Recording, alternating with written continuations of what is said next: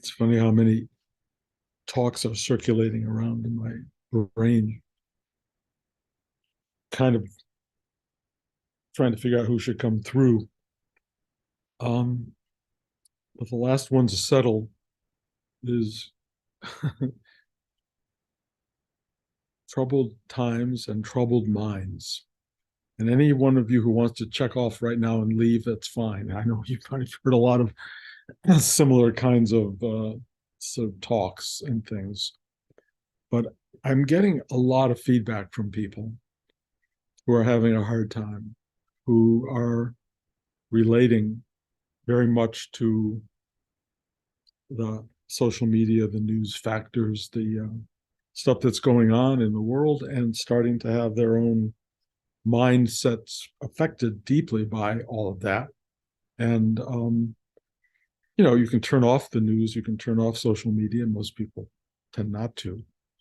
But if you are at all caught in that, and your mind is going off in its own direction, and you're starting to have all of the strum and drawing of the psyche that is kind of out of sorts, what to do, what to do. And of course, this is a Rudy class, and I talk about the same thing every single week on some level.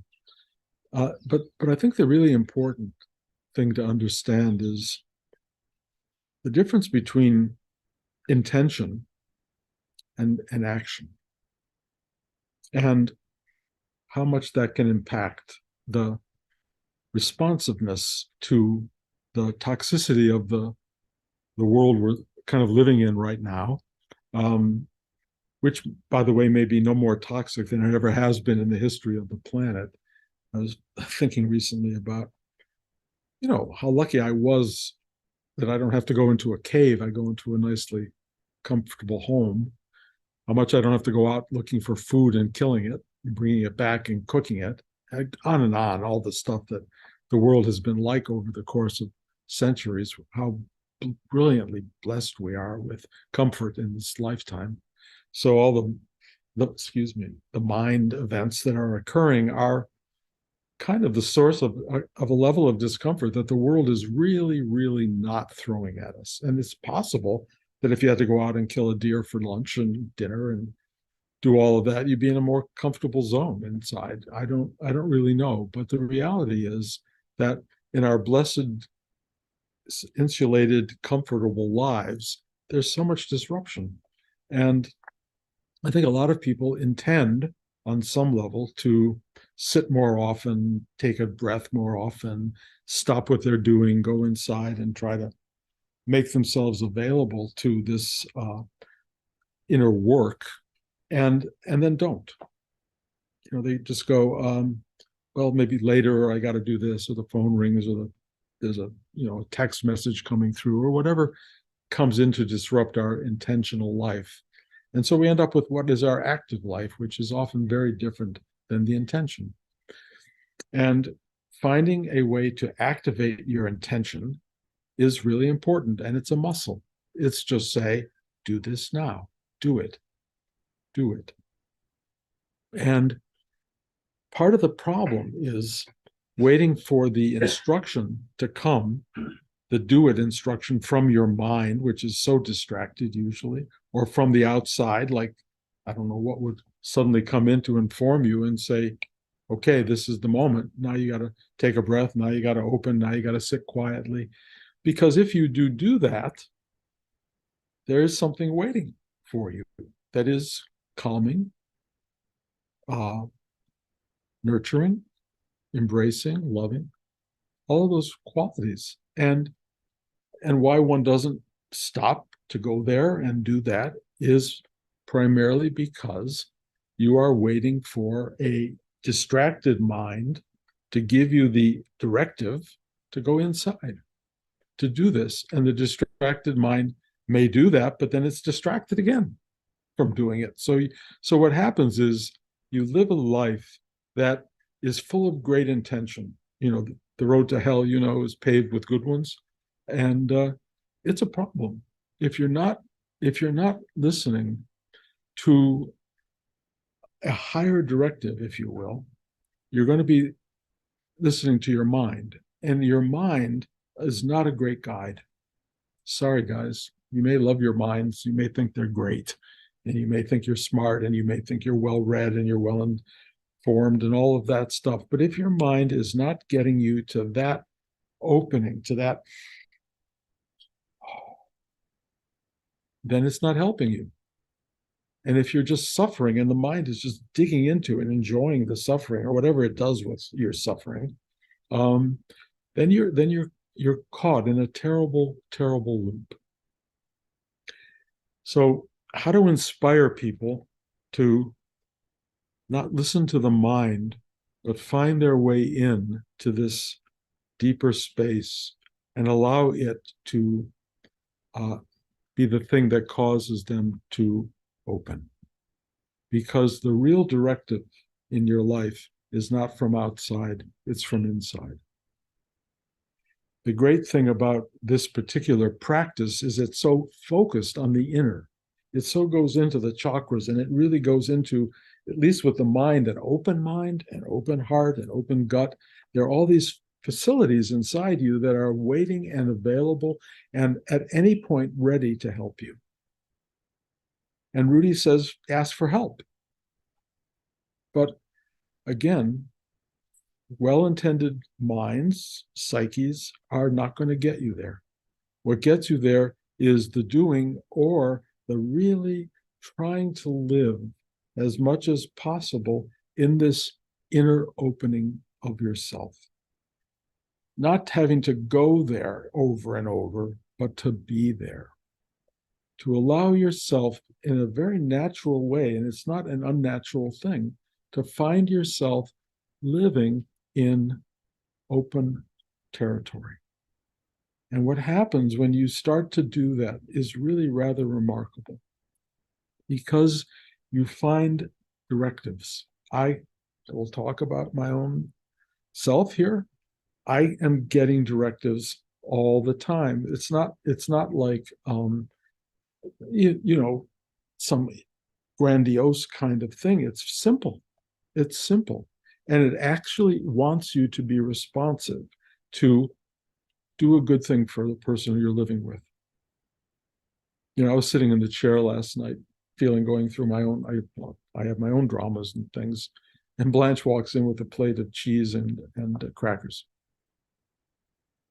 Totally unasked for, unexpected, just delivered. Where the acknowledgement in her being came from to do that, I mean, I can tell you where I think it comes from because there's an open heart. But her doing that was so thoughtful in a mindful sense, but in a larger, more open mindful sense. It was an awareness that this could be an offering of kindness and goodness. And it was so beautiful and so well received that it made my whole evening, and it just made me feel like known, witnessed, comforted, thought of, all of those things that then take you into your own inner space. That's why I talk about kindness a lot. It's such a extraordinary thing, and sometimes it just feels like a natural flow, but sometimes if you go deep inside, something will tell you, get some cheese and crackers and present it. I had a thing the other day where I have a photograph of a friend from San Rafael who I haven't seen in a long time, not a student. And something said, call her. And I went, okay.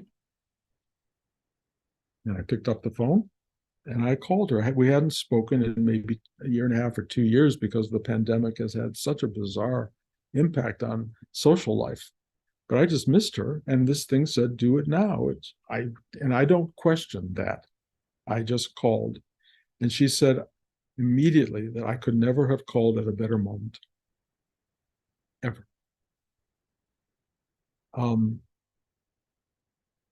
She shared with me, I mean, she has a tragic story of the loss of a son and a granddaughter. Son trying to save the granddaughter. And I've talked about her years ago. But it was coming up in a very big way for her. And at that moment, she was looking for signs. And she had couple of signs, which were really interesting for people who look for signs. She was thinking of going on a trip and went to a luggage store, and there was a piece of old luggage, actually with the initials of her son, 3 initials, who had passed away. And then she has a little memorial for her son, and she had a kind of a music box in that memorial that had been broken for years. And it started playing in the middle of the night. Made no sense. And then she went over to it in the morning. It was still broken, and she was feeling like touched by the universe. And she was just sitting there feeling all of this attunement and wanting to hold on to the lost part of her life. And then suddenly the phone rang, and I was calling for no reason, but it was like the frosting on the cake in a way. It just spoke to her. And I did not know that if I made a phone call at that time, it would have that impact. But the alignment had nothing to do with me. It had nothing to do with my understanding of things, because I don't have a clue. It just said, do this. And I went, okay. I didn't even say okay. I just do it. And I'm telling you, that inner space that lifts us up and directs us informs our intention. And then if you activate the thing that's coming, it doesn't have to be thoughtful. It doesn't have to be, I should, I might, maybe if I do that. None of that. It's just like, call somebody, do it. And you do it, and you watch this thing unfold, and it's so beautiful. It's so unexpected, and you just fulfill something that's bigger than you. You don't know how, and you don't know why. But because you are part of this inner directive, this space that knows more than you do, and that informs you in such a remarkable way, when you arrive at that space, and you can do it at any point in the day, and you can live there, it is so directive, it is so informative and helpful that it will make you a gift to people around you and a gift to the world. And it doesn't have to be any more than getting on the phone or making a platter of cheese for someone to nibble on. I'm telling you, it's not a rocket scientist who can do this kind of work. Every one of us can do this kind of work. It's being thoughtful and then active. It's being mindful and active. It's being emotionally connected and active. It's living the thing that is happening inside you. And if you are only witnessing it, looking at it, thinking about it, debating, well, do I have time? Should I do it later? What should I do? If you're doing all of that, you are in the world of noise and the world of disturbance. And many of us live there a lot. And then we have this thing of, oh God, I should sit for a few minutes, or I should take a breath. And then you do or you don't. But let me just say, if you do, it's better than not doing. But the important part of all this is if you can allow yourself to reside in this very simple and open space within you, and it's not a big deal. Take a breath, ask for help to surrender, let go of your noise, your mind, your fears, your concerns, your involvement with the toxic universe, and go into this place inside. It is not toxic. It is quiet. It is embracing. It is loving. It cares for you. If you can do that, and if you do that, you will have a different life. Not that the world will change as a result necessarily, not that your own mind will change. Your mind will still be there in whatever mode it comes into. And, you know, as you live life more and more, it will have more to react to. So in my, my usual sort of notes about being old, there comes a point where the toxicity of the world is not anywhere near compared to the toxicity of your own body, in a way, where you really are starting to decompose and stuff really starts to hit you, and it's punishing and difficult. And I'm not looking for any of you to send me letters about medications that will help or things I should do, but I'm just telling you, I'm watching the body go through a dissolution that is not fun, is not easy. And so as that happens, and let me just unfortunately tell you, if you live long enough, it will happen. You need this capacity not this intention, but this capacity to go in and do this. And it's kind of interesting to me because I'm watching some of the people who teach spiritual work, and have, they're online, and people I respect and care about. And I'm watching a few of them, and I'm getting this sense of, wow, there's a humility happening here. There's a person involving someone who doesn't know it all, someone who's people who say, who've kind of talked about being a permanent awakened being, talking about impermanence in that, how it comes and goes. And I'm going, I never thought anybody in that place of ownership would ever talk like that. But they're starting to talk like that, and they're opening my heart, because my own awakening and sense of being in touch with, if whatever you want to call it, the divine, has, as you all know, periods of fullness beyond understanding and absence beyond understanding.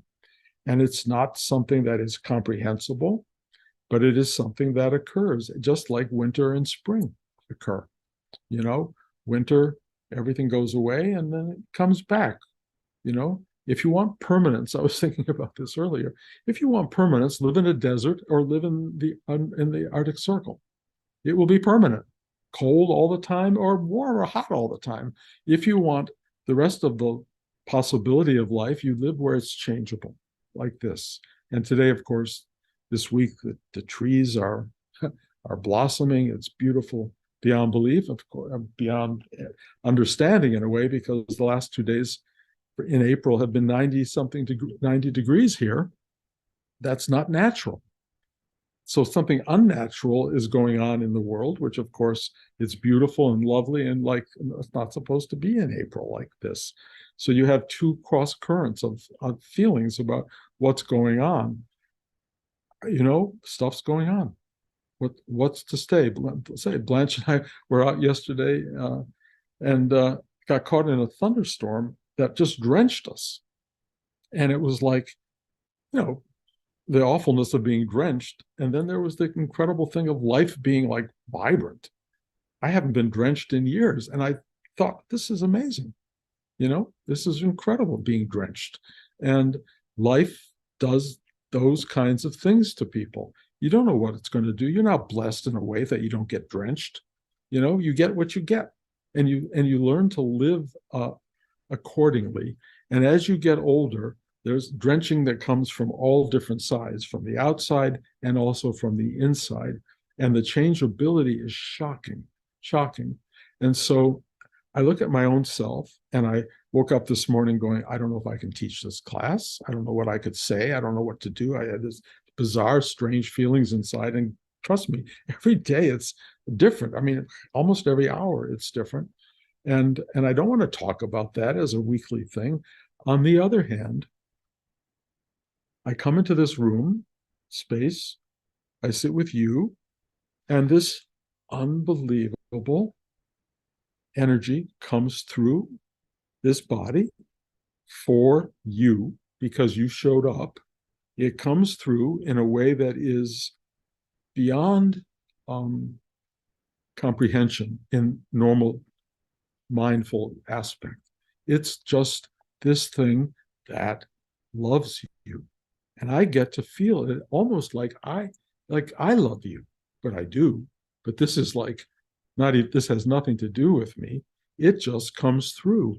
And so this person who woke up this morning, who had no capacity to sit here and do this, was kind of washed to the side, and the energy just came through, and it's coming through as I speak. When I'm done with this class, and after we're brunch, because we have, luckily and happily, people physically here, then the day gets shut down again for me. And I go through that every week. Everybody goes away, and it's like, oh, back to the body, back to the physical, back to the limitation. And that's when my work starts. My work is not teaching the class. My work is, what do I do when everybody leaves? And I'm all by myself, or just with Blanche, and and we help each other. And yet there's a sense of aloneness and a sense of, I want all my people I love back in my space, like in a perfect world, you'd all live here. When I was living in the ashram years ago, I mean, I was in heaven. I would walk out my door and it was filled with people like you. And in some cases, it was you, and it was like, oh my God, I loved that. Living alone, living with just one other person, minus my children, minus my grandchildren, even though they're nearby, living alone is a whole other thing. And I am at the age of 80 learning how to do that, not happily. I have to say, I like having you guys around. I really, really do. The universe uses me well. It makes me feel comforted by having your presence, and I have nothing but gratitude for you. I do wonder how long I'll be able to be in communication like this. The body is clearly going on its own ride, but as long as it will let me sit here and talk to you, I will. As long as you want to hear the same words week to week, that's fine with me. The energy is better than the words on some level. And I love sitting with you. I just love being with you. In a way, this is my ashram. This is the ashram that I, in a way, loved as perhaps one of the most wonderful times of my life. Although when my children came, they became an ashram for me that was really spectacular. And Josh was once in the ashram, so that was kind of amazing with all the kids playing all the time. It's a beautiful form of life. It's called community, which I love. And community is spectacular if you have it. If you don't have it, create it. Make the phone call. Do the thing that you're directed to do to find connection with other people. And I tell all of this to you too. You can call. You can call me. Probably a good thing, actually. Just call, and if I'm there, if I pick up the phone, we have a dialogue. But what I really want you to know is that this human experience, this exchange of energies, this caring about one another is at the core of the human dynamic. Caring about one another, bringing a platter of cheese to another person, getting on the phone and calling somebody because something at that moment told you to do it, and not waiting another hour or two. Just do it. Do it. Follow the inner directive of your life, and all of the things around you that are not resolving well, the things around you that the world is creating that you don't like, all of the stuff that makes life difficult, it's not going anywhere. It's the history of the planet. It's the history of life in the world. Why would it be different now? And the great teachings have always come about people saying, go inside, be present with yourself, touch this deeper space, be prayerful, whatever the directive is, it's an inner directive. And it makes you go to a place that will hold your hand as you walk through the craziness of what's unfolding around us, or even in your own brain. That's problematic. And if you don't have control over that, I mean, personally, it from everyone around you. People who are not dealing well with their own minds are not, they're as toxic as the world, and it's not helpful. It's not good for you. It's not good for anybody. So what you really want in this lifetime is to be the antidote to toxicity. Be the antidote. You are the antidote. And because you sit here, and each of you have been sitting here for a fairly long time, you guys, I don't know if you understand how important you are, how gifted you are, how lucky you are, how blessed you are, and how chosen you are. But you are that which is the antidote. You are the antidote to the suffering, the sadness, the misery of other people's lives and your own. So find that medication, if you will, that space, meditation, whatever it is that takes you into the place of healing, of renewal, of rejoicing, of blessedness, of prayerfulness. Find that place in yourself and use it to let you become the voice of this antidotal, this quality of the antidote, that allows you to feel for other people and care about them, and not put yourself at the source and the core, because the source and the core bypasses you and goes right to something holy. You are not the core. You're the obstruction to the core. There is an entry point at the core of you, but boy, oh boy, it goes deep, and it bypasses you, and it finds the other thing, which is the source of who and what you are. And if you find that, and if you touch it, it filters through in such a remarkable way that you get touched by it, and you get to touch others with it, and it's a life worth living. That's all I can tell you. So I'm in blabber mode, I think. There's my tendency. So I'm going to kind of cut it off. I got to say to you, let us try and help each other. Let us inspire each other. Let's do the best we can. Keep this thing going. I will say there is something behind us that is divine and amazing, and will support you if you allow it to. So try to find that space. Thank you. Okay, just questions. Anybody have a question? Wendy. Thank you. Phil. Thanks, Bruce. So A little paraphrasing. louder for me, what? Oh, sorry. Can you hear me? Yeah. Okay. Paraphrasing a little bit, you mentioned that call to action, make a phone call or take a step this way or that way. Could you speak to where the call to action is more of an activist role to actually, deal or approach or go to change or help something that really is not so great, and there's that not just dealing with it inside, but being called to action to deal with it in the physical, and is the Sure. approach different or whatever you might say? Yeah, I mean, again, this is a diagnostic thing. The call to action can come from your mind, from your emotions, or from your depth of being. And I have to say there's a difference in each of those. If it's from your mind, it very likely it could have reason behind it. It could have good intention behind it. And it might be a proper thing to do, but it's not the same thing as being told deeply, profoundly, call someone.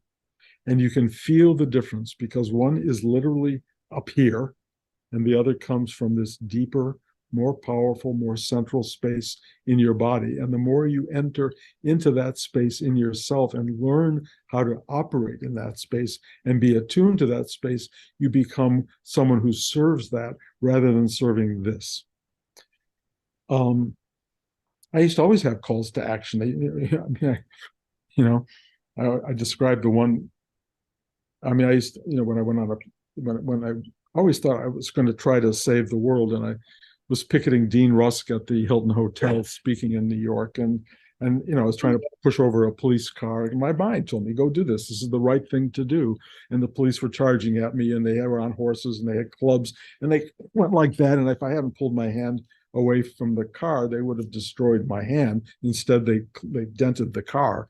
And I was like, but I'm doing the right thing. I'm a call to action. It was part of something I was supposed to do to save the world and picket this guy who was talking about the war zones in Vietnam. And I went and told Rudy about it, and he said, don't go to any more of those. That's not the voice that will lead you to anything. And I never did again. I never went back to those kinds of things because I saw a distinction between the mind trying to do the right thing and this voice inside, which is rightness itself. And they're different. They really are different. And people with really good minds, meaning cognitively good, get themselves in trouble all the time. I read this thing, I probably have said it here in class a lot, but Einstein said it was never his mind that gave him the solutions to problems. That's really fascinating to me. It wasn't the mind. And we all know that in a way. There's something deeper. Every movie I ever wrote did not come from my mind. My mind wouldn't know how to do it. But this other thing inside knows how to do that stuff. And if you get out of the way, it does it with such finesse and such brilliance and such capacity. But when the mind comes into play, and I've had times, of course, like everybody, where the mind comes into play, it messes it up. And then you got to go back to this thing to correct it, which is what I always would do. I remember when I was writing and I was trying to write a scene and I didn't know where to go next, and my mind wouldn't tell me. I would lie down with the problem in place and wait for this thing to come back up, which it did. and I would wake up with the solution to the problem. But it didn't come from here, it came from inside. So that's the difference. And if you can figure that out and start to sense the difference, and it's a matter of just experiential knowing, boy, oh boy, does that change your life. Okay. Thanks, Bruce. Those are beautiful answers. Anybody else? Hey, Bruce. Yeah, Erica. Oh, hi. Okay, so so 9 times out of 10, maybe more, everything you talk about are things that I've been really deeply thinking about, maybe the day before or that week or something. And so I've been on a media diet recently, and I'm kind of an on and off person with that. And I'm very much aware of how, media is an addiction, but it's and another thing you said about history. So one of the ways I was weaning myself off of, being irritated all the time about being angry and irritated from watching the news is by listening to some history podcasts. And when I studied a little bit of actual history, I was thinking, wow, okay, things are not that bad right now. And it's exactly what you said. And I've also, this is not recent. I've also, been weaning myself off of being a parent and becoming alone. And this cat that I have jumped through my window 3 times, and I was like, okay, I have some company now. But so all that, so it's just incredible to me. So I think that we are connected. Like, okay, so social media makes us feel connected. And then when you remove it, you go through a bit of a withdrawal of feeling like, oh my God, I'm not connected.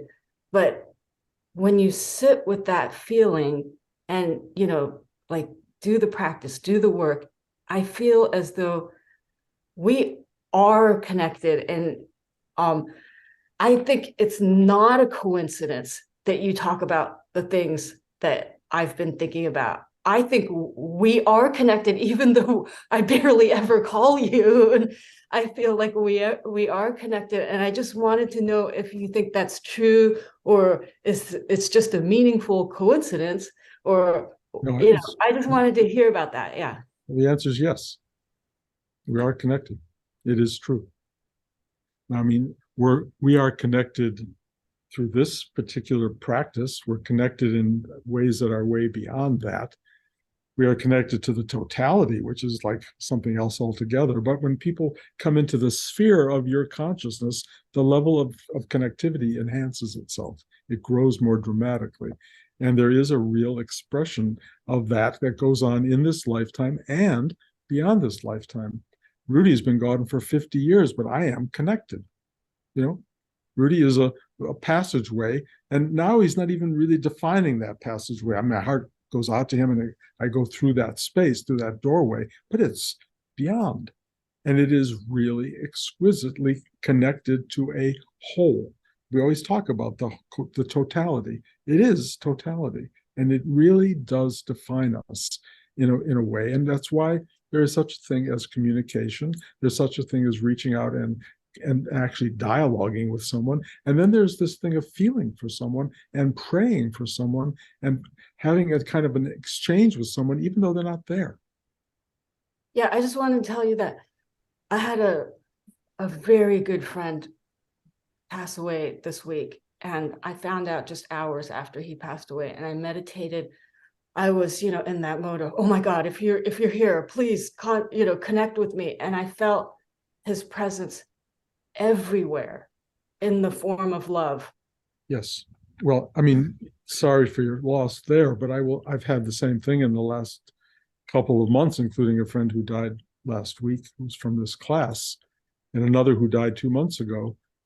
My experience of their presence is remarkable for me. I don't know how to talk about it really, but one of them, Jose, my friend Jose, was living in my house with me. I mean, he was like floating around the space, and all he wanted to do was tell me how beautiful it all was.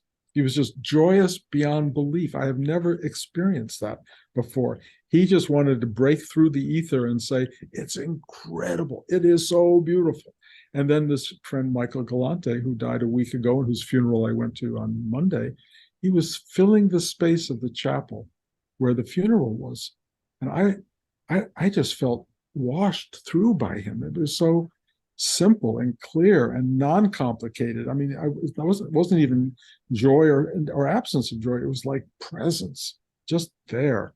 And I go, maybe I'm reading into all of this. I really don't know. But the feeling is so strong of this continuum and this beauty that exists beyond. So, I mean, one can believe and have faith or whatever in all of that. Who knows what we're going to find at that moment. But if the experiences that I'm having in the passing of people, in sitting with each of you, in being connected to people like Rudy and my parents and a whole history of people who've gone beyond, all of that is very defining. And all I can say is when I sit and feel totality, if you will, everybody's there. Live, dead, possibly future tense, all there.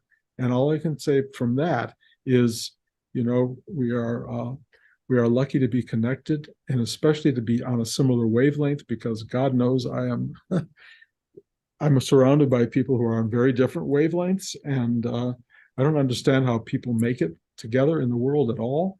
But there is a mechanism of appreciation of differences and reaching out in kindness to help whoever is in front of you. It doesn't matter how they got there. It only matters that you are there in their presence, and your job is to love them and be kind. It's not to ask. You just do your work. Do the work. That's the whole answer. Do the work. Be the antidote.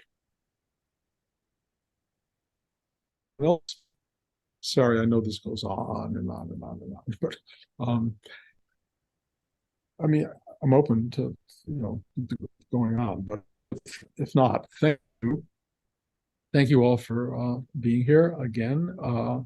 Those of you who listen to this on your own at some later time, just know these words are they come from a kind of a timeless space and can work for people at any point in time, and you can always revisit them. I do every so often. I go back and listen to the talks the way Blanche tells me I should, and I find, oh, interesting, smart, and I get as much benefit from them as maybe anybody else does. So it's not me, obviously. It's not me. It's us, and we are all here together. Love you guys.